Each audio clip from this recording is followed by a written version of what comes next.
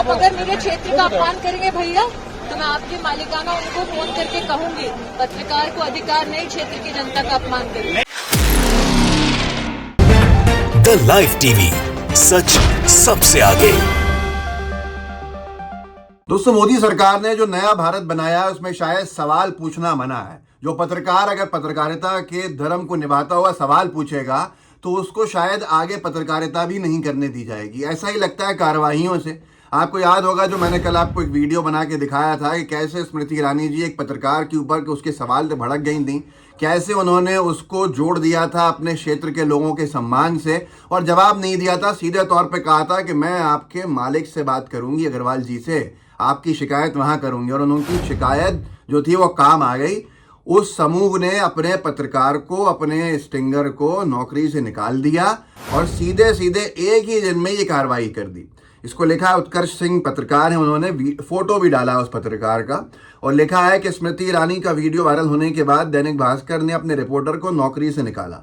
ये राशिद हुसैन हैं जिनसे भास्कर ने माइक आईडी वापस ले लिया। विपिन यादव इन्हीं के साथी हैं जिन्हें भास्कर ने अपना पत्रकार मानने से मना कर दिया, लेकिन हुसैन के मुताबिक विपिन उनके कैमरामैन थे। जिस पत्रकार को दैनिक भास्कर ने निकाला है उसने कहा कि मेरा कैमरामैन था जो सवाल पूछ रहा था और हम दोनों साथ में काम करते हैं।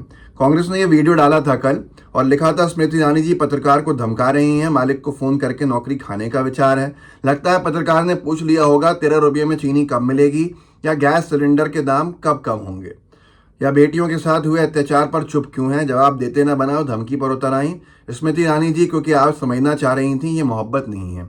आप देख लीजिए उस वीडियो को याद दिलाने के लिए कि कैसे क्या हुआ था स्मृति ईरानी जी और उस पत्रकार के बीच में। आप अगर मेरे क्षेत्र का अपमान करेंगे भैया तो मैं आपकी मालिकाना उनको फोन करके कहूंगी। पत्रकार को अधिकार नहीं क्षेत्र की जनता का अपमान करने। नहीं, मैं कोई अग्रवाल जी है ना, कोई अपमान नहीं हो रहा है। मैं करूंगी फोन और कहूंगी। तो आपको याद आ गया होगा पूरा विवाद क्या था, पूरा विषय क्या था, जिसके ऊपर दैनिक भास्कर ने ट्वीट भी किया था। केंद्रीय मंत्री स्मृति ईरानी और एक पत्रकार के बीच बहस का जो वीडियो सोशल मीडिया पर वायरल हो रहा है उसमें विपिन यादव नाम का जो पत्रकार खुद को दैनिक भास्कर डीबी कॉर्प का रिपोर्टर बता रहा है वो गलत है। अमेठी लोकसभा के क्षेत्र में दैनिक भास्कर का कोई स्थायी पत्रकार कार्यरत नहीं है। यहाँ दैनिक भास्कर अपने स्ट्रिंगर नेटवर्क से खबरें देता है, लेकिन विपिन भास्कर के स्ट्रिंगर नहीं है। अब उन्होंने अपने स्टिंगर के ऊपर कार्रवाई कर दी है और स्टिंगर का कहना है, जो पत्रकार है वहाँ पर, कि वो मेरा कैमरामैन रहा है जिसके ऊपर विवाद चल रहा है।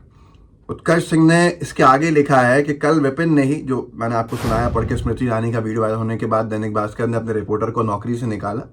इसके बाद उत्कर्ष सिंह ने आगे लिखा, कल विपिन ने ही स्मृति ईरानी से सवाल पूछा था, उस समय राशिद भी वहीं थे।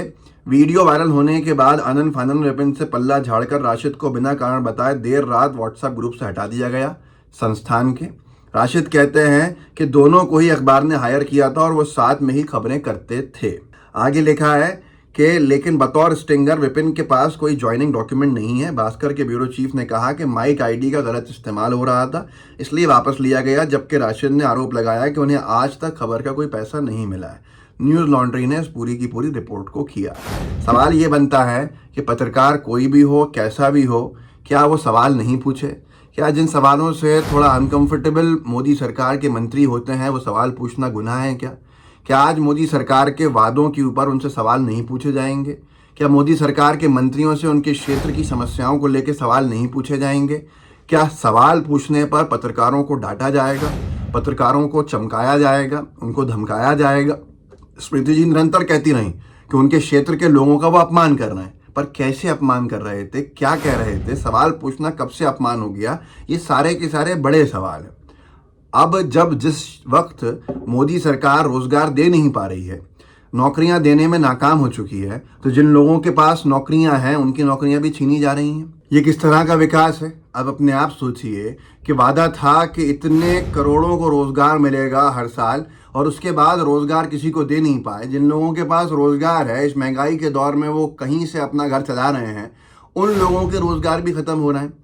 पत्रकारिता का जो सवाल ये हो गया है, हाल ये हो गया है कि जो सवाल पूछ ले, जो खिलाफ लिख दे। मुझे आज भी याद है और आपको याद दिलाता रहता हूँ, मोदी जी ने कहा था शुरुआत में कि वो चाहते हैं उनकी सरकार की आलोचना हो, क्योंकि आलोचना से उनको बेहतर काम करने का मौका मिलता है, गाइडेंस मिलता है। लेकिन जितने भी आलोचक आए होंगे उनका जो हश्र हुआ है उसको देखकर तो यही लगता है कि आलोचना करना सबसे बड़ा पाप है बीजेपी की सरकार के अंदर। जिन लोगों ने सवाल पूछे उनको किस तरह से खामोश किया गया या उनको किस तरह से पत्रकारिता से हटा दिया गया, ये आपके सामने है। सिद्दीक कप्पन को देख लीजिए, वह हाथरस के इंसिडेंट को कवर करने गए थे और उस कवरेज के दौरान उनको जो पकड़ के जेल में बंद किया गया तो उनको 1-2 साल लग गए बाहर आते आते, और कोई सवाल पूछने वाला नहीं है। जिन लोगों ने सवाल खड़े किए वो कहीं ना कहीं पहुंच गए। उसके साथ साथ जिन संस्थानों ने सवाल खड़े किए उनके यहाँ रेडें पड़ती रहीं, पहले रेड्स पड़ी, उसके बाद उनको खरीद लिया गया।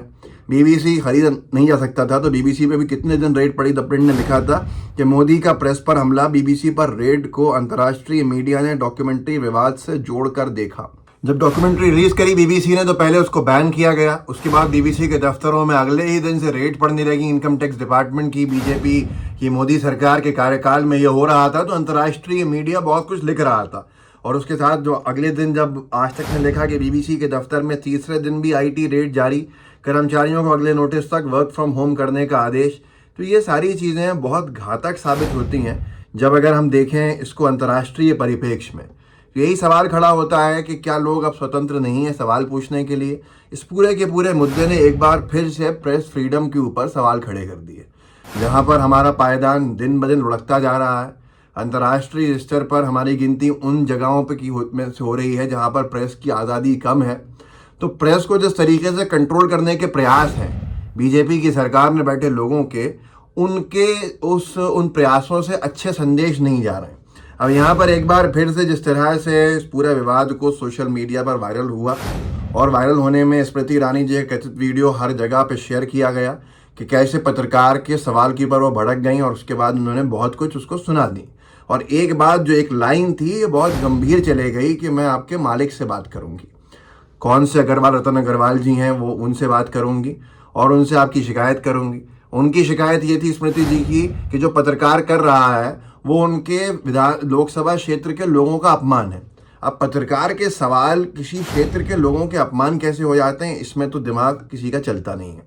आज सवाल यही खड़ा होता है कि उस पत्रकार को जो कुछ कहा गया, अगले दिन उसका समूह उसको नौकरी से निकाल देता है, उससे तो किनारा कर लेता है। जो उसका मेन रिपोर्टर होता है वहाँ पर उसको हटा दिया जाता है और रिपोर्टर ये कहता है स्टिंगर कि वो मेरा कैमरामैन था जिससे किनारा किया गया। तो ये बड़े सवाल हैं जिनके जवाब अभी तक नहीं मिलते हैं, न मिल रहे हैं। लेकिन आप कम से कम सवाल पूछने के लिए वीडियोस को ही आगे बढ़ाते जाइए। इन वीडियोस में ही बहुत सारे सवाल होते हैं और सवाल पूछते रहिए ताकि लोकतंत्र जो है मजबूत रहे। लोकतंत्र में सवाल पूछने का अधिकार सबको है। मोदी जी ने खुद कहा था कि उनको आलोचना पसंद है उनकी सरकार की, जिससे कि उनको अच्छा काम और बेहतर करने का सीख मिलती है। अब कितने आलोचकों का क्या हाल हुआ है वो एक अलग बात है। खैर, इस वीडियो को आगे बढ़ाइएगा, लोगों को जागरूक कर सकते हैं कीजिए। लाइव टीवी को सब्सक्राइब भी कीजिएगा, बेल आइकन भी दबाइएगा। जय हिंद, जय भारत। द लाइव टीवी, सच सबसे आगे।